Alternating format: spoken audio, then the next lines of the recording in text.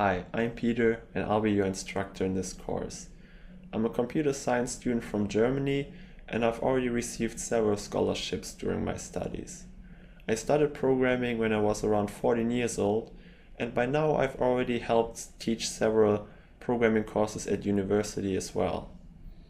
After finishing this course, you will be able to create your own programs using Kotlin, but you will also understand the concepts of programming itself. So you will understand what object orientation is and what functional programming is and so on. And that will allow you to also learn other programming languages such as Java, PHP, C# or Scala much faster because you understand those paradigms that are behind all these languages. Now in this course, you will not only be learning the programming language Kotlin, you will also be learning all the basics there are about programming in general. So we'll be talking about variables, loops, how to create functions, and we'll also be talking about object orientation, functional programming, and more advanced topics.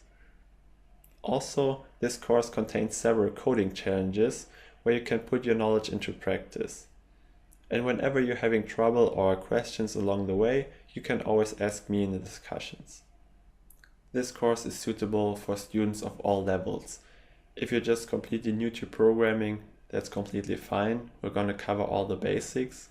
If, however, you already have some programming experience and you just want to learn this awesome new language, that's also perfectly fine. You're going to learn everything about Kotlin there is. Either way, you will be one of the first people to really learn Kotlin, and that's really great. There are no prerequisites for this course. I just ask you to be willing to learn, but I assume you are, so I'll see you in the course.